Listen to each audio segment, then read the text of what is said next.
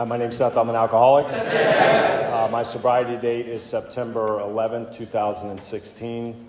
My home group is the Kailua Group, aka the Treehouse in Kona, Hawaii. I got a sponsor, and I sponsor other guys, and definitely congratulations to everybody who picked up medallions tonight. I know most of you guys, and I know what a miracle it takes for guys like us to get to that point where we're able to come up here and pick up medallions. But most importantly, anybody who's new, welcome. I saw some people pick up some 24-hour chips, and a lot of people raised their hand with 30 days, and I've been in that position quite a few times. And, you know, our mission, one of our main missions is to carry the message to the alcoholic who still suffers. And, you know, I knew when I came in here, I started this journey 2005, 2006, when I actually went into a meeting on my own accord where my life was getting really, really hard to live and things were getting really miserable. And I'll never forget this guy because what he said, first thing he said was, "You never have to drink or drug again." And I thought that was a pretty good deal. I didn't want to drink or drug because that was certainly my problem. Then what he said after that kind of confused me. He said, "But that's not your problem. The bad news is that's not your problem." And I thought the guy was an idiot. I did, because if I could just stop doing this stuff, my life would get better. You know, and, you know, today I know what I really suffer from, especially what I suffered from when I first walked in these doors. And I'm very grateful to be here tonight. You know, there's a lot of memories, a lot of reminiscing that I've been doing. I was here last week, and this week, you know, this group saved my life. There's no doubt about it. I came in here, I was broken. These guys grabbed me up. They made me shake people's hands at the doors, which I could not stand doing at first. I was so uncomfortable. And then after a few months, I was looking forward to shaking people's hands. I got a service commitment. I had to go in that back room there and wash that coffee pot, which I hated because I wanted to be out there talking to the girls. I had a lot to offer when I first came in. I did. I had 2 garbage bags worth of stuff. I was ready to roll. But then after about 6 months, man, if somebody was back there cleaning that coffee pot, I got pissed off. Because that was my job, that was my responsibility. And, you know, back to what my real problem is, and I thought for such a long time that if I could just stop doing this stuff, if I could just stop for long enough, I could get my life together and things would be good. And these guys were coming into this treatment center that I checked into because I had a choice. I was either going to be homeless or check into this treatment center. And I might be an alcoholic junkie, but I'm not a dummy. So I went to treatment, and I'm not used to wearing these type of shirts. I'll loosen this up just a little bit.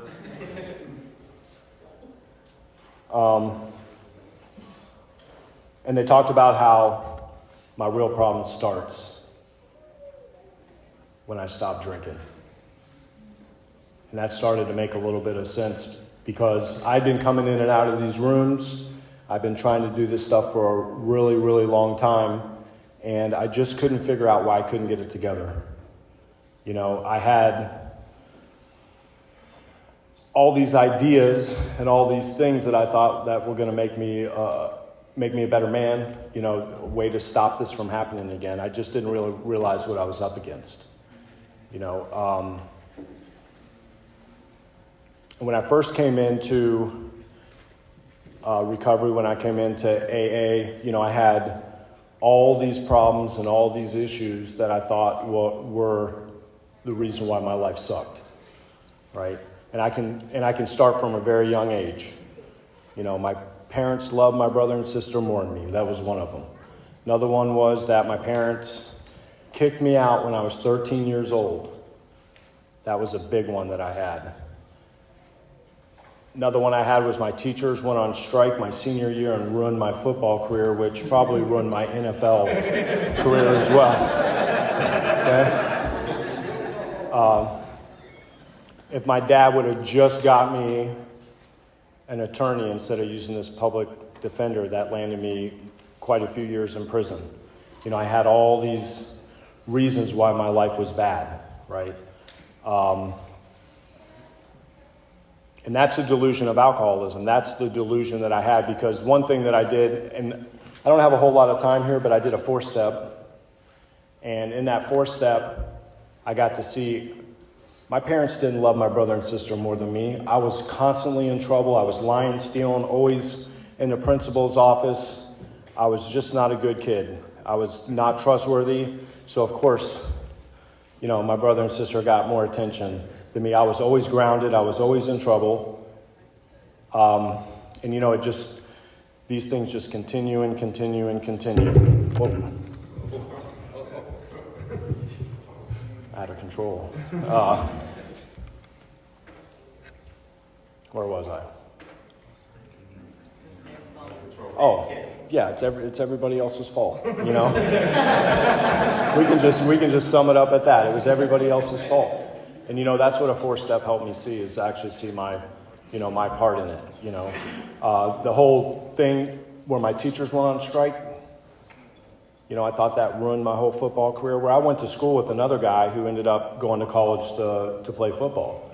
What I did was, when my teachers went on strike, I started growing marijuana and got busted and got shipped back to Florida. You know, it wasn't my public defender that was the problem. It was the problem that I was breaking into people's houses and fighting the cops. That was the problem. But I'm delusional, and I come in here and, you know, if this would have happened, if this had happened, if I just joined the Marines, if this would have happened, if that would have happened. But the thing that I've learned since I've been in Alcoholics Anonymous, I've sat next to the guy who went to the Marines. I sat next to the guy who played football. I sat next to the guy that didn't get kicked out when he was 13 years old. But they're still suffering from the same thing that I'm suffering from, because I remember when I was in Illinois, I was at this party, I was brand new, I drank a few times before this, and I was way more uncomfortable than I am right now up here talking. I was seriously uncomfortable. I was around all these new people that I didn't know. I didn't know what to say. I didn't know what to do with my hands. I didn't know how to act. But I don't know how many solo cups full of Milwaukee's Best I got out of that keg that night, but something changed. And I had a spiritual experience. Alcohol did for me what I could not do for myself. And I absolutely loved what it did. And it really changed my whole personality. It changed my whole trajectory for some time. And did really well in school, did really well in sports, did all those things. But eventually, you know, this caught up to me, and I started having these problems, these issues. And at the time, I couldn't put 2 and 2 together that alcohol and this other stuff that I like to do was really the problem. It was still the same thing I was just talking about. It was everybody else's fault. If this hadn't happened, if this would have happened, I wouldn't be in this position now. And I'd say it was about 2003, 2004. I ended up getting in trouble with the law again, and got put on drug court probation, which drug court probation is really hard to do when you're addicted to heroin. It is. I tried. And I violated probation a bunch of times. I was looking to get shipped off to prison again, and I went into a treatment center, Goodwill. I thought you just got clothes at Goodwill, but they do some other things there as well. I don't know if they still do or not. And that was the first place that I heard the message of recovery, the first place I heard the message of Alcoholics Anonymous. These guys came in, and at the time I thought I was unique. I thought I was different. I had all these different situations that made me different than all you guys, and you guys just don't understand what's going on. You don't understand what's happening up here. I've got all these problems, all these issues, all these things. And this guy came in and he talked about some of the same things that were going on in my mind. I was like, oh, this guy knows what's going on. And not only that, he also somehow recreated his life. And that's where I kind of came to believe in Alcoholics Anonymous. I didn't come to believe in doing the work, but I came to believe in that this actually works. And I did a 4-step. I did my first 4-step in that place, and I was so full of resentment. I didn't stay sober after that, but something did happen. I did have a spiritual experience doing this 4-step. I was so resentful at everybody and everything in my life. I was all bound up. My buddies called me the angry white man, and I did this 4-step. And what happened was I just got to see my part in everything. All that blame game, everything that I thought was everyone else's fault, I got to see where I lit that fuse. And something did happen that day. And I remember walking out of that cafeteria we were in, and the sun was brighter, the sky was bluer, and I did have a spiritual experience. But I'll tell you what, if you have that spiritual experience without doing the rest of the steps, the next thing that comes in to play is just self-pity. Poor me, I can't believe I was just such an idiot. And I can't believe all this stuff happened. And I continued to get loaded. In and out, put a couple years together here and there, but I just wouldn't do all this. Especially that 9th step. It's a tough one. My life gets really good, things start happening, and paying people their money back just doesn't seem like quite a priority. Yeah.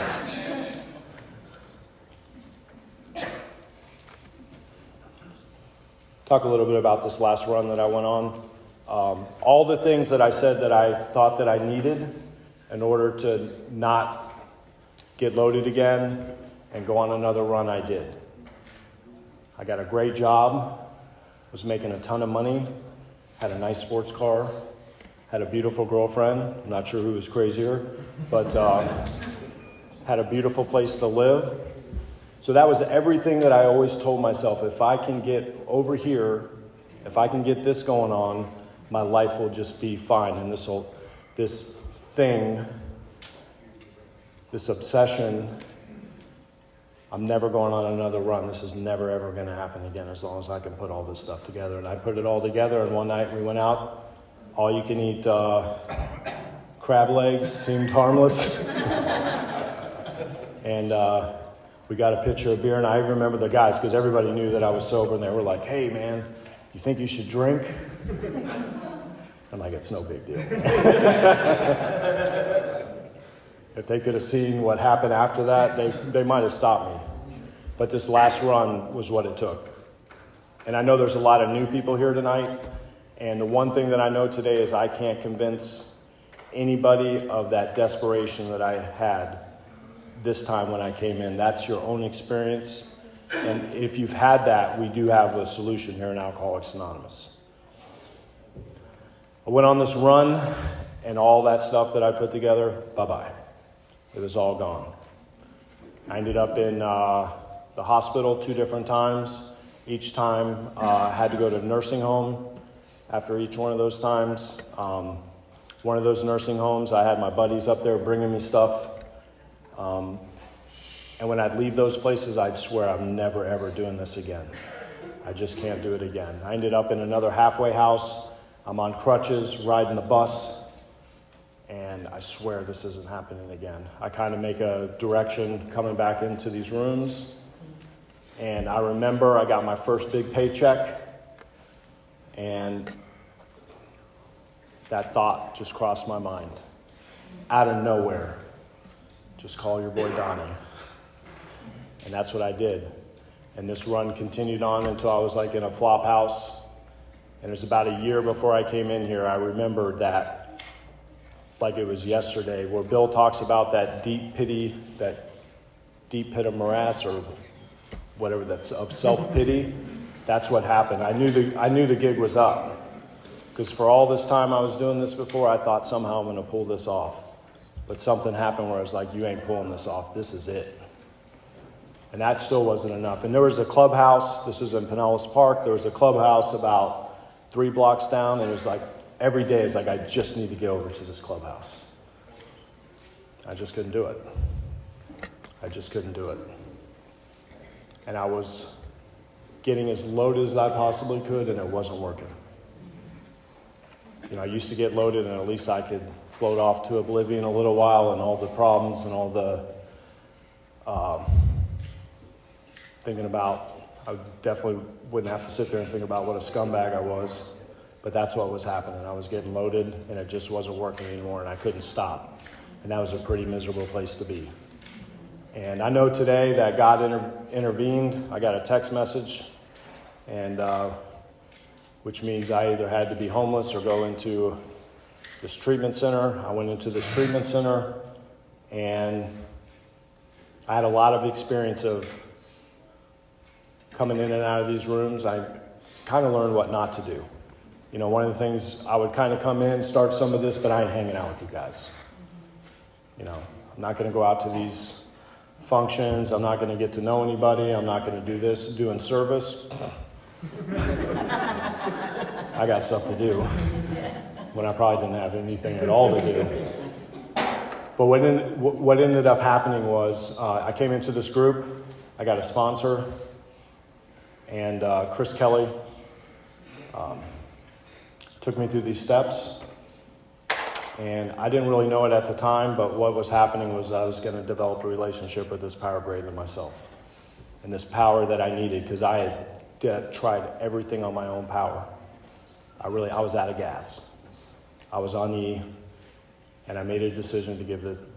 That's all I really did was this time I made a decision. Real quick, I was sitting went from this treatment center to this halfway house, and this guy, Pastor Mike, some of you might know him, he's all animated, and he's telling me all the rules. And normally when someone's telling me all the rules, I'm like thinking of how I'm going to find some angles. I can't have my phone for a month. Well, I'll just go buy a flip phone from 7-Eleven. You can't talk to the girls. Okay, we'll see about that. But I had this loud, I had all these little spiritual experiences that kind of led through this process. And I heard this loud voice that just said, just do what they tell you to do for once in your life. And I said, okay. And that's what I did. And I just made a decision. I'm just going to do what these people tell me to do. I'm going to listen to these guys, listen to Chris. I'm going to watch what these guys are doing. Because Chris was my sponsor. He helped me through the steps. But I also needed people like Thomas, Eric, Kyle, these guys. How do you actually live this life out here? How do I handle these situations? And I went through this process. Another little spiritual experience I had was I got done doing my fifth step. I tried to convince Chris, I don't know if you remember, I said, I already told someone on my fifth step. Let's just go over the new stuff. And he's like, no, man, we got to do it all. And I did it all, and I was sitting on this shuffleball court that they had at this apartment complex where this halfway house was, and I was taking that hour. And I was concerned. I was still dealing with a lot of fear. I've never been able to pull this off. I've never been able to stay sober. I've never been able to maintain anything like a good, wholesome, quality life, whatever that may be. And I remember this voice just popped in my head in that hour. Because sitting there for an hour, it was tough. Kept looking at my watch. Time's going slow. It's going very slow. But this voice just said, if you keep doing this stuff, it'll be okay. And I was like, okay, I'll just keep doing this stuff. And that's what I've done. I'm trying to rush through the steps here, but the ninth step, I paid everybody back. It took about 4.5 years. On this last run, I stole tens of thousands of dollars from my dad's safe. It's humiliating when my dad came into that nursing home to tell me that he knew what I did. And I made that right. And I made a lot of other amends, and it was not easy to do, but the freedom that I got from making those amends, I did not realize this ball and chain, even though everything on the outside could be good, and I couldn't pinpoint what it was, I remember years ago, this is when I had some sobriety time. I was at like a birthday party or Christmas or something with my family, and I still felt like I didn't fit in. I still felt like I was a scumbag. And on the outside, everything was going good. But I know today why it was, because I never sat down with them and told them what I did and willing to make amends. You know, somebody told me this, and it's true when it comes to these amends. They know what I did. I know what I did. They know that I know. And I know that they know. Right? And that is just there between us until something gets done with it. And I took care of that.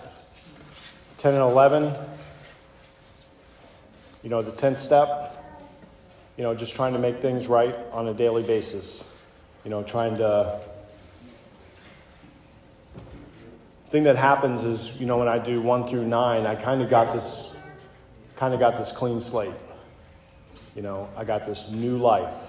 I got this new opportunity, a new canvas, as you would say. And what 10 allows me to do is kind of keep that fresh. You know, it allows me to kind of go through my day, and as things crop up, I can call somebody, or if I do something, I can make amends there on the spot. I normally don't make them on the spot. Normally I got to think about it maybe a day or two and then call them up and tell them, or when I see them, tell them what I did. And then on the 11th step is, I don't think I'd be sober or have the life I have today without the 11th step. That morning meditation is vital for me in order to get in contact with God. And I actually look forward to it. I did it mechanically for a very long time because that's what I was told to do. Remember in the beginning, I said, I made a decision. I'm just going to do what these guys told me to do. And I did it every day. And I'd be reading and I'd be thinking about something else. But now this thing's increased considerably. And I look forward to that morning meditation. And when I don't have that morning meditation, it's normally not that great of a day. And then the 12th step, having a spiritual awakening as a result of these steps. And I do believe now that I've had a spiritual awakening because of how I handle situations. Sometimes I kind of look back and I'm really, really amazed. Because listen, before, you know what the Midas touch is? That's where you turn things to gold. I had the opposite.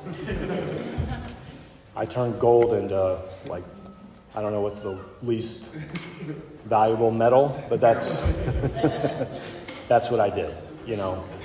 And by practicing these principles in all my affairs, something amazing happens when I'm honest, when I show up, when I don't lie, when I take care of responsibilities. Man, life gets a lot easier. You know, that load gets a lot lighter. And I don't always practice all these principles in all my affairs, but I try to practice them in most of my affairs most of the time. And when I don't, I pay the price. I definitely pay the price. And then, you know, carrying this message is probably one of the most amazing responsibilities and one of the most amazing things that we get to do here in Alcoholics Anonymous is we get to carry the message to other alcoholics. I remember, you know, Chris was like, okay, now you got to sponsor guys. And I didn't want to sponsor nobody.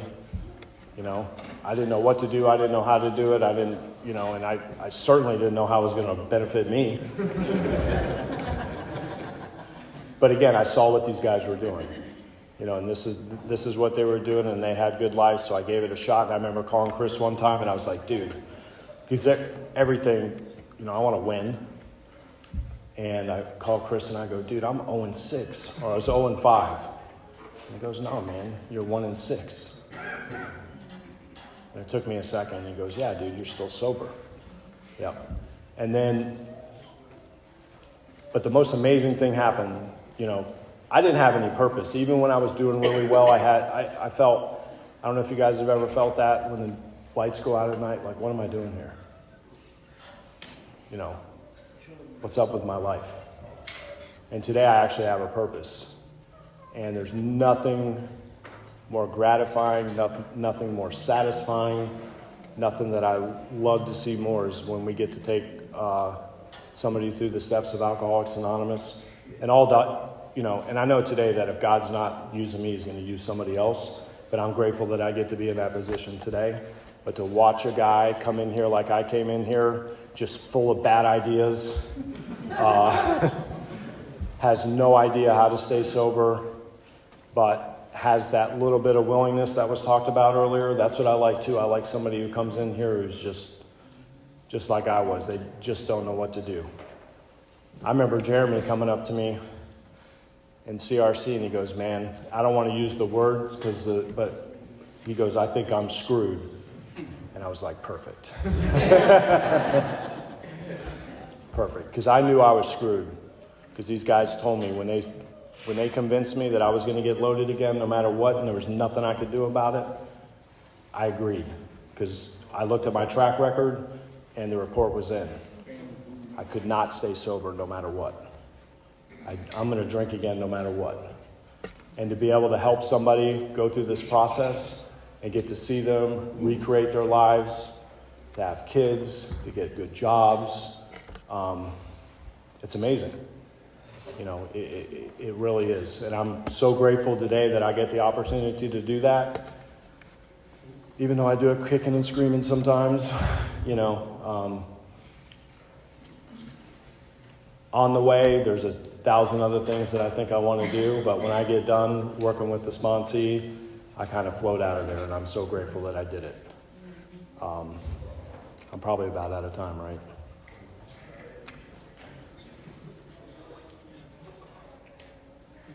I don't know. That's a little bit of what it's like now. Well, real quick. What it's like now, when they talk about a life beyond your wildest dreams, yeah, it's true. I live in a beautiful place. I've got a great community in Hawaii now, a great home group, a great bunch of guys and women there in AA in Hawaii. I'm definitely blessed. I definitely don't deserve it. But I'm sure glad that God, gave me the grace to come in here and ask for help. Thank you for asking me to speak.